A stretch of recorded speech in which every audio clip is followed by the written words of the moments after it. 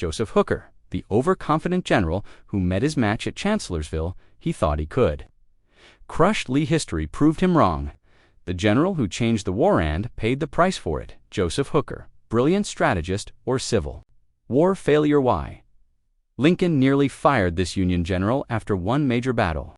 Joseph Hooker, November 13, 1814, October 31, 1879, was a career United States 1861 to 1865, known as Fighting Joe. For his aggressive reputation early in his career, Hooker played a significant role in several key battles and campaigns, but is most remembered for his defeat at the Battle of Chancellorsville, Civil War. Focusing on the wars, battles, and campaigns he participated in, along with their outcomes, and his contributions.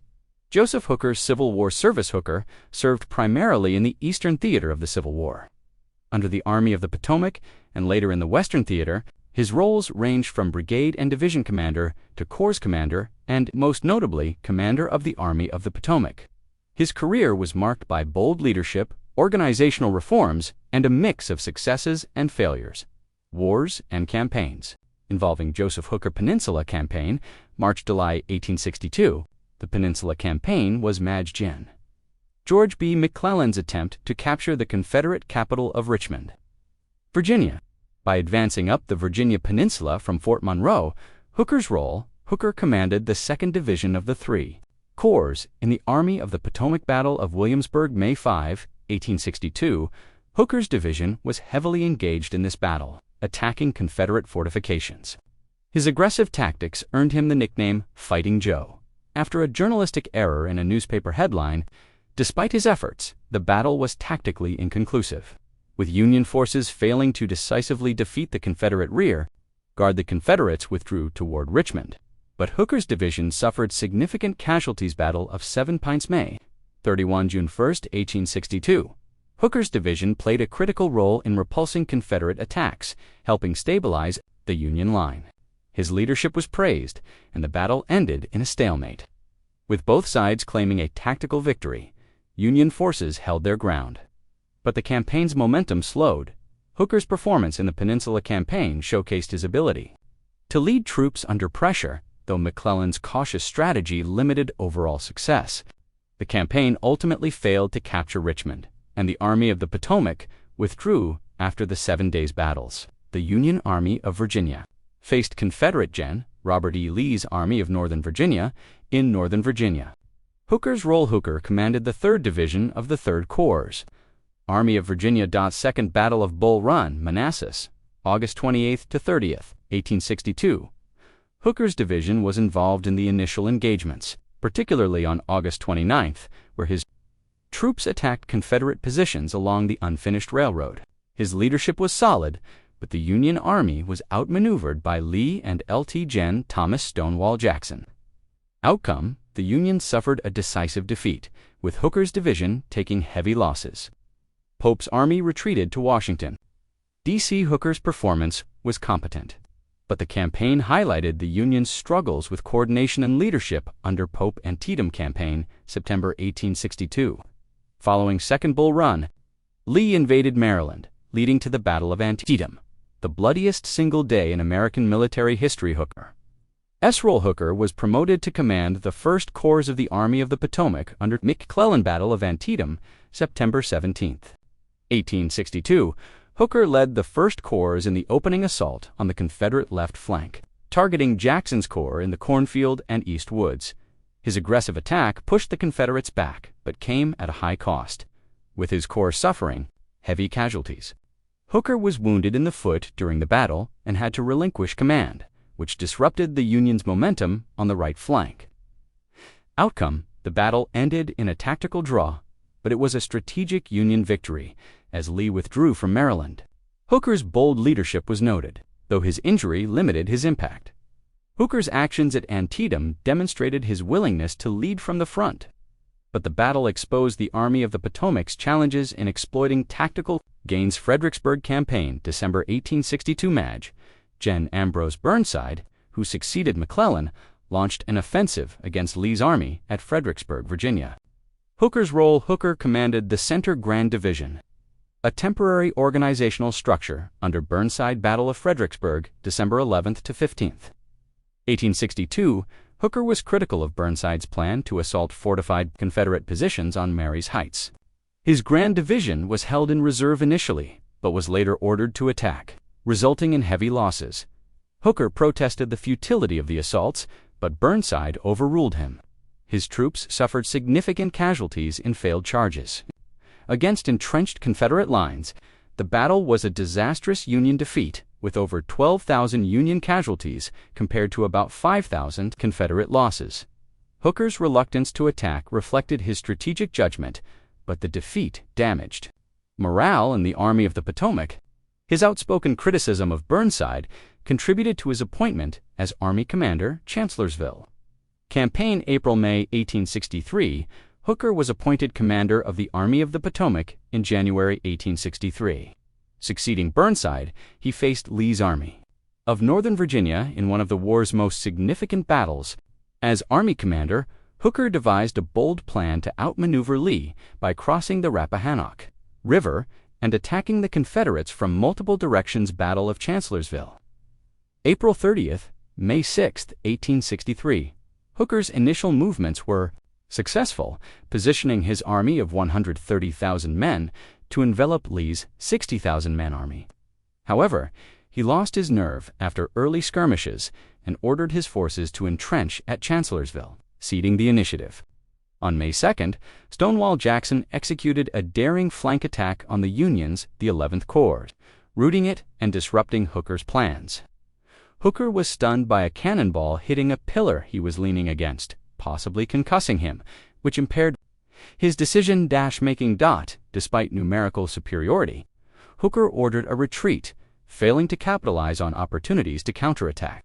Lee's audacious tactics led to a decisive Confederate victory outcome. The Union suffered 17,000 casualties, while the Confederates lost about 13,000, including the mortal wounding of Stonewall Jackson. The battle is considered Lee's greatest victory, but it was a significant setback for Hooker. Chancellorsville tarnished Hooker's reputation as a commander. His loss of confidence and failure to adapt to Lee's tactics led to his replacement by Maj. Gen. George G. E. Meade in June 1863, just before the Battle of Gettysburg. Western Theater. Chattanooga, campaign October-November 1863. After Chancellorsville, Hooker was reassigned to the Western Theater to support the Army of the Cumberland. Under Maj. Gen. William S. Rosecrans and later Maj. Gen. George H. Thomas, during the campaign to relieve Chattanooga, Tennessee. Hooker commanded the 11th and the 12th Corps, later consolidated into the 20th Corps, under Maj. Gen. Ulysses S. Grant's overall command. Battle of Wauhatchie, October 28 to 29, 1863. Hooker's forces secured Brown's Ferry and opened a supply line to the besieged Union Army in Chattanooga. His troops repelled a Confederate night attack, ensuring the Cracker Line remained open. Union victory, securing vital supply routes. Battle of Lookout Mountain, November 24, 1863. Hooker led the assault on Lookout Mountain, often called the Battle Above the Clouds due to the fog.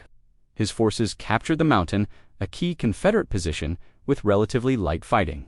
Union victory, weakening the Confederate siege of Chattanooga. Battle of Missionary Ridge, November 25, 1863. Hooker's corps supported the main Union assault, advancing on the Confederate right flank. His troops helped secure the victory by pursuing retreating Confederates. Decisive Union victory, breaking the Confederate siege of Chattanooga and paving the way for Sherman's Atlanta campaign.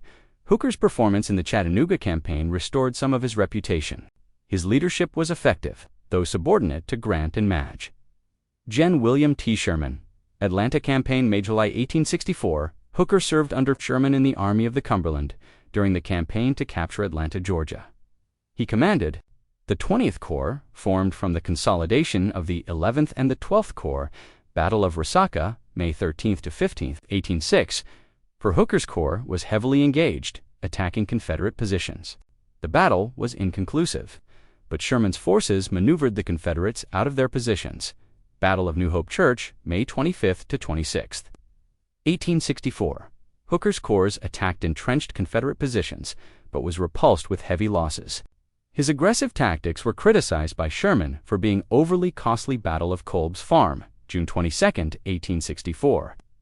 Hooker's corps successfully repelled a Confederate attack, contributing to Sherman's advance toward Atlanta. Hooker's performance was competent, but strained his relationship with Sherman, who distrusted him due to his Chancellorsville reputation and perceived ambition. After Sherman passed him over for a promotion, Hooker resigned in July 1864, ending his field command. Don't forget to like, comment, and subscribe for more military, Navy, and geopolitical updates. Post-field command service. After resigning from field command, Hooker served in administrative roles. He commanded the Northern Department, Michigan, Ohio, Indiana, and Illinois from October 1864 until the war's end. He performed garrison and administrative duties, including overseeing military tribunals and managing veteran units. Summary of Hooker's Civil War contributions. Strengths. Hooker was an aggressive and capable division and corps commander, particularly in battles like Williamsburg, Antietam, and Lookout Mountain. As Army of the Potomac commander, he implemented significant reforms, improving morale, training, and logistics, consolidating cavalry, and improving intelligence. His leadership in the Chattanooga campaign was crucial to Union success. Weaknesses. His tenure as Army of the Potomac commander ended in failure at Chancellorsville due to indecision and being outmaneuvered by Lee.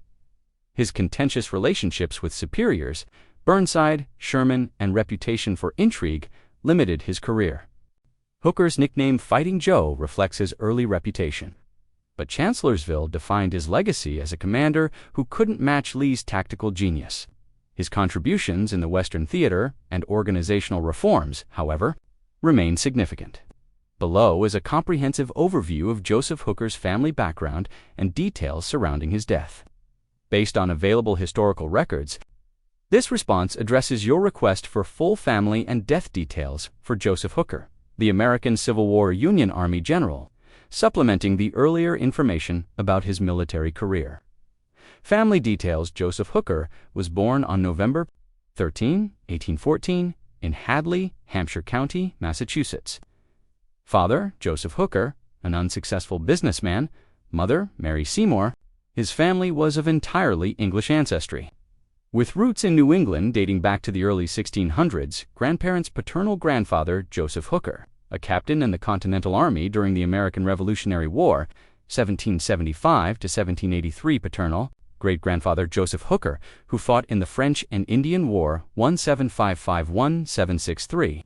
Maternal grandparents, Nathan Seymour and Elizabeth Warner. Hooker's lineage includes several generations of New England settlers, such as Joseph Hooker Jr. and Jane Rankin, great-grandparents, and Matthew Seymour and Dinah Bouton, maternal great-grandparents. His ancestry traces back to early colonial figures like Rev. Thomas Hooker, a prominent Puritan leader in Connecticut, though specific connections are not detailed in all sources. Education and early life. Hooker attended Hopkins Academy in Hadley, Massachusetts, for his early education. He graduated from the United States Military Academy at West Point in 1837, ranking 29th out of a class of 50. Marriage and immediate family.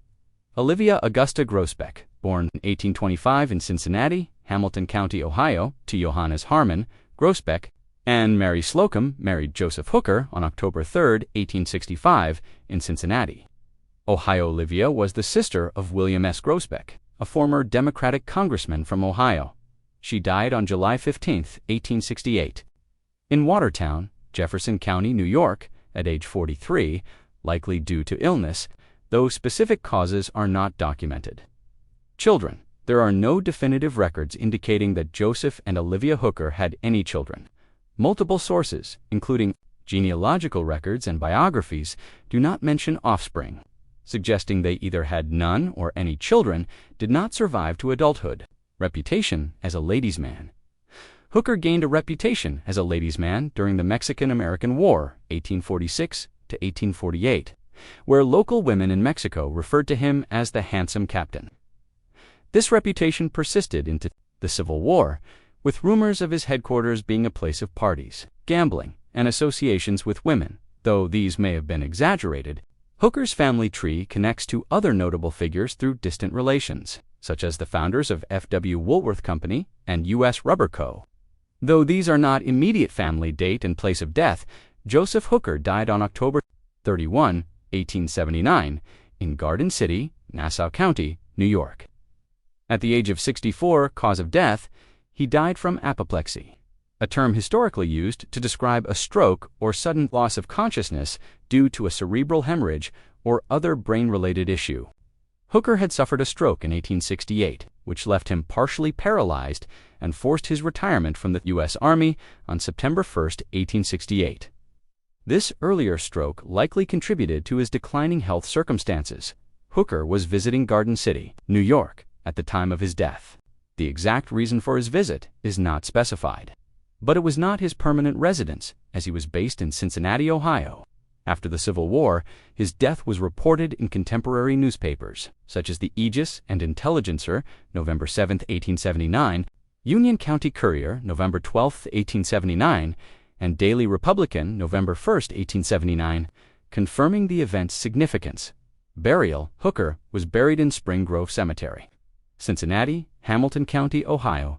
Alongside his wife Olivia, his grave is marked with an inscription noting his rank as Major General, USA, and his birth and death dates. Hooker was honored posthumously with an equestrian statue near the Massachusetts State House in Boston Hooker County.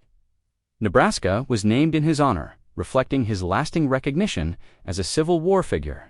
Health and retirement: after his 1868 stroke, Hooker's health deteriorated, limiting his ability to serve actively. He retired from the Army with the rank of Major General in the regular Army, a brevet promotion earned for his service at his time in Cincinnati as Commander of the Northern Department 1864 to 1866, and later, as a retiree, was marked by administrative duties and a quieter life with his wife, Olivia. Until her death in 1868, personal reputation: Hooker's personal life was controversial, with rumors of drinking and immoral conduct, though some historians, like Stephen Sears, argue his reputation as a heavy drinker was overstated. For example, John Hay, Lincoln's secretary, noted that Hooker drank sparingly but appeared flushed with little alcohol, which may have fueled exaggerated rumors.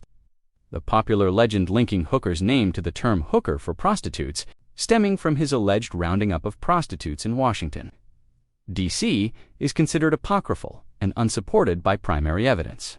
Clarifications on potential confusions: other individuals named Joseph Hooker.